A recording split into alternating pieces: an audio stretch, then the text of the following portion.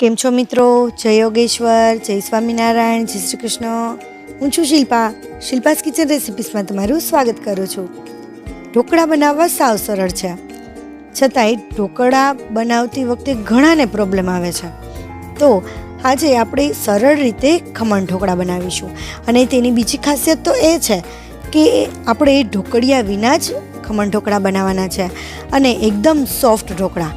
આ રીતે બનાવેલા ઢોકળા બધાને બહુ જ ગમશે।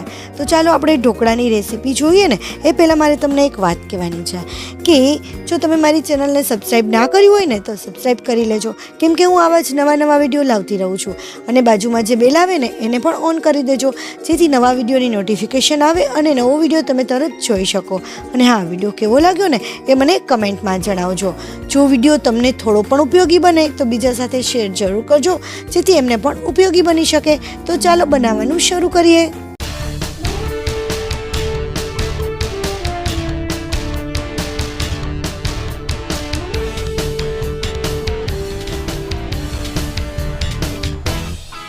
ખમણ ઢોકળા બનાવવા માટે સૌથી પહેલાં અહીંયા પાણી લેવાનું છે, એ પોણો કપ પાણી લીધું છે। આ પરફેક્ટ માપ સાથે જો ખમણ ઢોકળા બનાવીશું ને તો એ પરફેક્ટ બેટર બનશે, અને પરફેક્ટ બેટર બનશે એટલે ખમણ ઢોકળા પણ પરફેક્ટ બનશે। તો હવે એની અંદર આપણે 1.5 ચમચી જેટલી ખાંડ ઉમેરી દઈશું, અને ત્યાર પછી અડધી ચમચી જેટલું મીઠું નાખી દઈશું, અને 5 ચમચી જેટલા સાજીના ફૂલ, ઘણા લોકો એને લીંબુના ફૂલ કહેતા હોય છે, સાજીના ફૂલ પણ કહેવાય છે, અને એ આપણે 5 ચમચી જેટલા એની અંદર એડ કરી દઈશું, અને ત્યાર પછી એની અંદર આપણે 2 ચમચી જેટલું તેલ નાખીશું। અહીંયા જો તમારે સાજીના ફૂલ ન નાખવા હોય તો લીંબુ પણ એડ કરી શકો છો, પરંતુ લીંબુ જે છે ને એ થોડું વધુ ઉમેરવું પડતું હોય છે, અને જે સાજીના ફૂલ નાખવાથી એકદમ મસ્ત બને છે ને એવા લીંબુથી નથી બનતા, એટલા માટે હું અહીંયા સાજીના ફૂલ નાખું છું। હવે 2 ચમચી જેટલું આપણે એની અંદર તેલ એડ કરી દઈશું, અને ત્યાર પછી એને એકદમ સરસ ફેંટી લેવાનું છે, જ્યાં સુધી ખાંડ અને મીઠું અને સાજીના ફૂલ બધું સરસ રીતે મિક્સ થઈ જાય અને ખાંડ ઓગળી જાય ત્યાં સુધી આપણે એને ઓગાળી લઈશું અને હલાવતા રહીશું। બધું જ સરસ મિક્સ થઈ ગયું છે અને ખાંડ પણ સરસ ઓગળી ગઈ છે। ત્યાર પછી અહીંયા 1 કપ બેસનનો લોટ લેવાનો છે, જે આપણે ઘરે ચણાનો લોટ દળતા હોઈએ છીએ એ લોટ નહીં, પરંતુ જે બેસન આવે છે તૈયાર એ જ લેવાનો છે। એનાથી ઢોકળા છે ને એકદમ પરફેક્ટ અને મસ્ત સોફ્ટ બનશે, એટલા માટે હું એ સજેસ્ટ કરું છું। તો અહીંયા આપણે આ રીતે 1 કપ પરફેક્ટ માપ લઈને જ લેવાનું છે, કારણ કે આપણે પોણો કપ પાણીના સામે 1 કપ લોટ લઈશું, અને ધીમે ધીમે નાખતા જઈશું અને એ બેટર તૈયાર કરીશું। એકદમ આ રીતે હલાવતા જઈશું અને એકદમ મસ્ત રીતે મિક્સ કરી લઈશું। મિત્રો, તમે કયા ગામથી કે કયા સિટીથી મારા વિડીયો જુઓ છો એ મને કમેન્ટમાં કહેજો, કારણ કે મારા વ્યુઅર્સ મારા વિડીયો ક્યાંથી જુએ છે ને એ મને ખ્યાલ આવે। તો આ રીતે સરસ બેટરને ફેંટી લેવાનું છે, જેમ વધુ સરસ ફેંટશો ને એમ એ વધુ સરસ આપણને રિઝલ્ટ આપે છે। તમે જોઈ શકો છો અહીંયા આપણું બેટર એકદમ રેડી છે અને એકદમ પરફેક્ટ એની કન્સિસ્ટન્સી થઈ છે। તો આ બેટરને આપણે થોડી વાર માટે રેસ્ટ રાખવા માટે આપણે રાખી દેવાનું છે।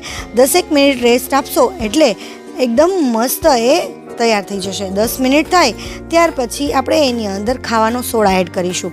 તો અહીંયા એ 5 ચમચી જેટલો જ ખાવાનો સોડા એડ કરવાનો છે, અને એને મિક્સ કરી લઈશું, અને મિક્સ કરી અને એને એકદમ ફેંટવાનું છે। વધુ જેમ ફેંટીએ છીએ ને એમ એ એકદમ સરસ ફ્લફી થાય છે। જ્યાં સુધી ફ્લફી થાય અને એનો કલર ચેન્જ થાય ને ત્યાં સુધી આપણે એને ફેંટવાનું છે।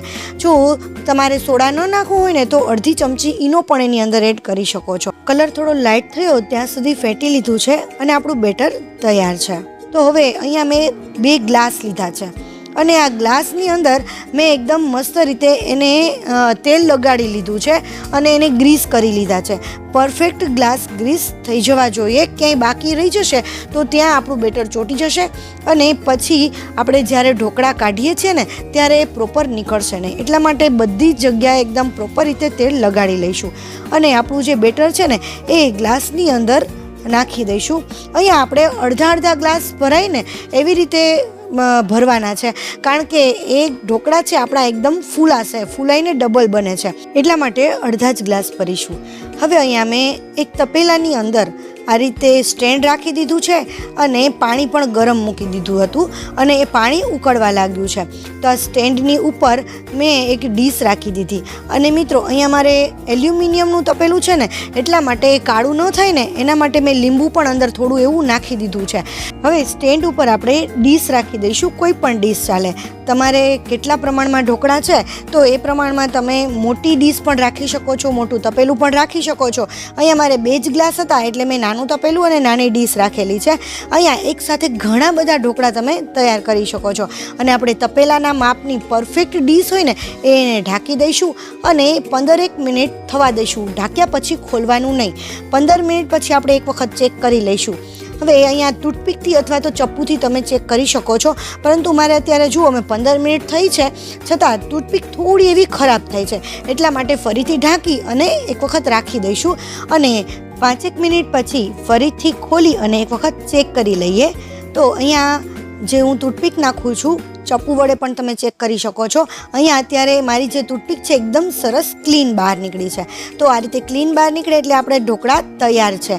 અને મિત્રો બીજું કે તપેલામાં જ્યારે પહેલી વખત આપણે ઢોકળા બનાવવા મૂકીએ છીએ ને ત્યારે થોડી વધારે વાર લાગે છે અને બીજી વખત મૂકીએ છીએ ને ત્યારે એ 10 મિનિટમાં તૈયાર થઈ જાય છે, એટલે એ ખાસ જોઈ લેવું. અને એ એકદમ સરસ ઠંડા થાય ત્યાર પછી જ એને આ રીતે ગ્લાસમાંથી ચપ્પુ વડે સહેજ કિનારી ખોલી લઈશું. આ રીતે ખુલ્લી પડી જાય ને ત્યાર પછી એ ઇઝીલી નીકળી જાય છે અને એક ડીશમાં આપણે એને કાઢી લઈશું.